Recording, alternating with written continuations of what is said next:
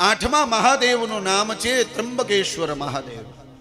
દક્ષિણ દિશામાં બ્રહ્મ પર્વતમાં 10,000 વર્ષ સુધી ગૌતમ ઋષિએ તપ કર્યો છે. એના ધર્મપત્નીનું નામ છે અહલ્યા છે.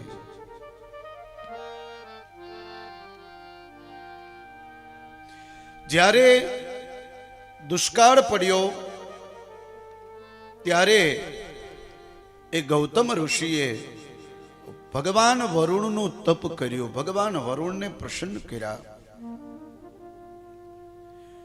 ખાડો ખોદ્યો અને એ ખાડામાંથી અખૂટ જલ, ઘણું બધું જલ નીકળ્યું. શિષ્યોને જલ લેવા ગૌતમ ઋષિએ મોકલ્યા.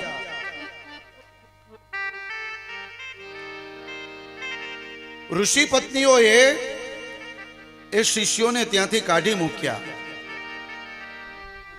અરે અહલ્યાજી પોતે લેવા ગયા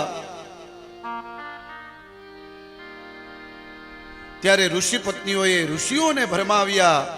ઋષિઓએ ગણપતિ દાદાને પ્રસન્ન કર્યા.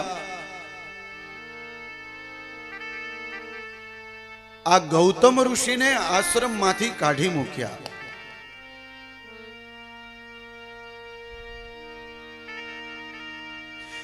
એક દિવસની વાત છે કે ગૌતમ ઋષિજી આશ્રમમાં આવ્યા ત્યારે એક દુર્બળ ગાય ત્યાં ઘાસ ખાવા માટે આવી.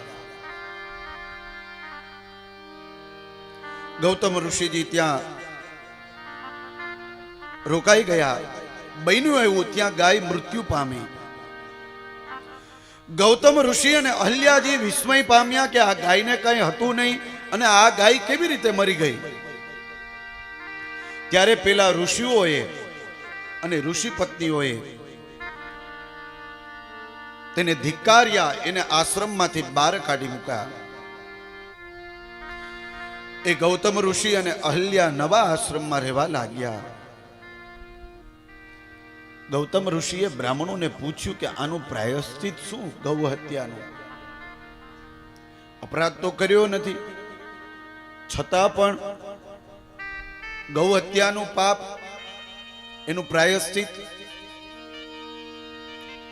મોટામાં મોટી હત્યા હોય ને તો એ ગૌ હત્યા છે સાહેબ.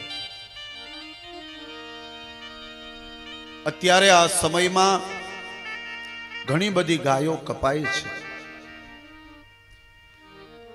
અને અત્યારના માણસો પણ એટલા બધા સ્વાર્થી થઈ ગયા છે કે ગાય જ્યાં સુધી દૂધ આપે ત્યાં સુધી આપણે એ ગાયને ઘરમાં રાખીએ છીએ, એને ખવડાવીએ છીએ, દૂધ આપે ત્યાં સુધી. પણ જેવું દૂધ દેવાનું બંધ કરે એટલે એનો ખોરાક પણ આપણે ઓછો કરી દઈએ. અને ઘણા લોકો તો ગાયને બારે કાઢી મૂકે છે, રખડતી કરી દે છે. જો ગાયને આપણે માં કહીએ છીએ કે ગાય છે આપણી માતા છે, તો માને કોઈ દિવસ ઘરની બહાર કઢાય નહીં, આવું શાસ્ત્ર કહે છે. એનાથી વિશેષ આપ સૌને કહું ને તો ભગવાન કૃષ્ણને ગાય છે ને અતિ પ્રિય હતી. ભગવાન કૃષ્ણને ગાય અતિ પ્રિય. એટલે તમે જોવો ભાગવતજી તમે કદાચ વાંચતા હશો અથવા તમે સાંભળ્યું હશે તો એમાં સાંભળવામાં આવ્યું હશે કે ભગવાન 11 વર્ષના થયા ને ત્યાં સુધી ગાયો ચરાવવા માટે જતા. આપણે ઓલું ભોજન ગાય ને, છોટી છોટી ગૈયા, છોટે છોટે ગ્વાલ, છોટો સુમેરો મદન ગોપાલ. એને નાનપણથી એ ગાયો ચરાવવાનું ચાલુ કર્યું છે. અને ભગવાનનું એક નામ પડ્યું છે ગોવાળીઓ. અહીંયા કથા એ આવે છે કે ગૌતમ ઋષિએ અપરાધ નથી કર્યો. એ તો ઋષિવર છે સાહેબ, તપસ્વી વ્યક્તિ છે. એ ગાયને મારે પણ નથી માર્યું, છતાં પણ અપરાધ આવ્યો છે. તો એ અપરાધમાંથી મુક્ત થવા માટે શું કરવું? શું કરવું એના માટે?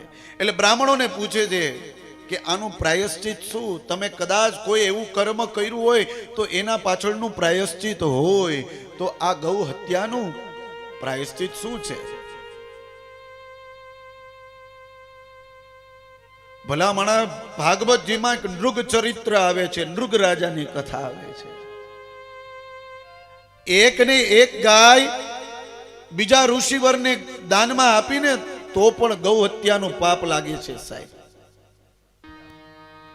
તો ભગવાન કૃષ્ણને જે પ્રિય છે ગાય, એ ગાયનું રક્ષણ ન થાય ને તો ભગવાન કૃષ્ણને ગમતું નથી. અને કૃષ્ણને ન ગમે ને એ શિવજીને તો ક્યારેય ગમતું નથી સાહેબ. કારણ કે એ એકબીજાથી એટેચમેન્ટ છે. નારાયણ રાજી ન હોય ને તો શિવ કોઈ દિવસ રાજી જ ન હોય સાહેબ. અને નારાયણ રાજી હોય તો ભગવાન શિવ પણ રાજી હોય. શિવજી રાજી ન હોય તો નારાયણ રાજી ન હોય, અને શિવજી રાજી હોય તો નારાયણ રાજી હોય સાહેબ. એકબીજાનું હૃદય છે. એટલા માટે ગૌનું રક્ષણ કરવું જોઈએ. અહીંયા ગૌતમ ઋષિનો કાંઈ વાક નથી, ગુનો નથી. બીમાર ગાય હતી, એ મૃત્યુ પામી છે, છતાં પણ એને ગૌ હત્યા લાગી. પ્રાયશ્ચિતમાં શું કરવું? અને ત્યારે બ્રાહ્મણોએ કહ્યું કે શિવની આરાધના કરો, ભગવાન ભોળાનાથની આરાધના કરો સાહેબ. શિવની આરાધના કરશો ને તો આ પ્રાયશ્ચિતમાં તમે જે આ પાપ કર્યું છે, પાપથી તમે વિમુક્ત થશો. આવી વાત કરી. અને ત્યારે એ ગૌતમ ઋષિએ અને અહલ્યાએ ભગવાન શિવજીની એક એક લિંગો બનાવે છે, જેને કહેવાય છે પાર્થિવ લિંગ. માટીની લિંગ બનાવે છે.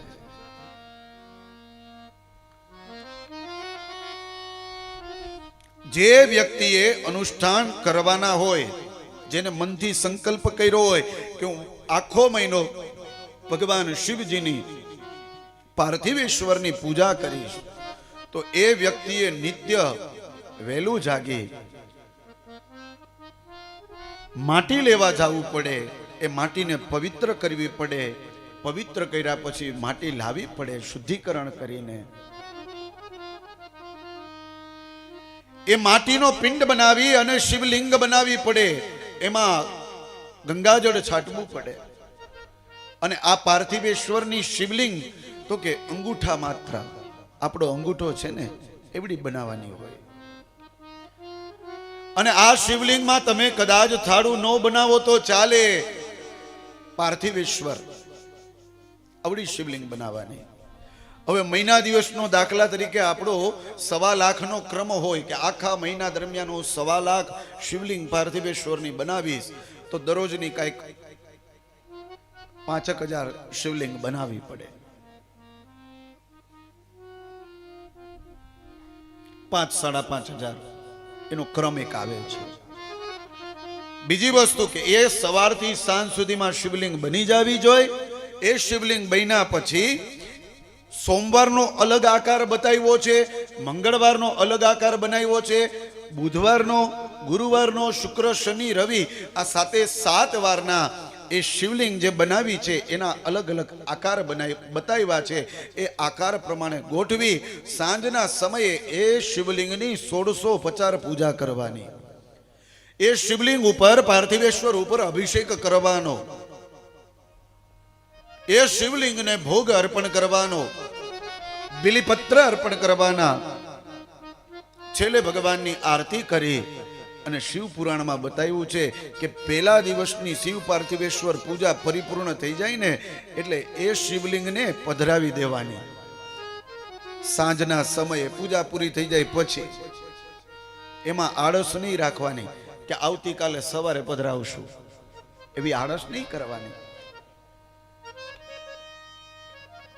રાત્રે પૂજા થઈ જાય એટલે એનું વિસર્જન જળમાં કરી દેવાનું. આ એનો ક્રમ છે. આ ક્રમ અનુસાર ગૌતમ ઋષિને અહલ્યાજી પાર્થિવેશ્વરની પૂજા કરે છે.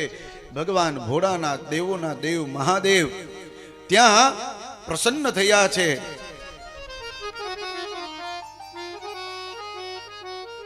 શિવજી પ્રસન્ન થયા છે. અને ત્યારબાદ ત્યાં ગંગાજી પણ પ્રસન્ન થયા છે. શિવ આવે એટલે ગંગાજળ તો આવે જ, કારણ કે શિવના મસ્તકમાં, શિવની જટામાં માં ગંગાનો વાસ છે સાહેબ. તો જે ગૌતમ ઋષિ દ્વારા તપ થયું ને ભગવાન ભોળાનાથ પ્રસન્ન થયા છે, માં ગંગા પ્રસન્ન થયા છે. એ શિવલિંગનું નામ છે ત્રંબકેશ્વર મહાદેવ. બોલીએ શ્રી ત્રંબકેશ્વર મહાદેવ.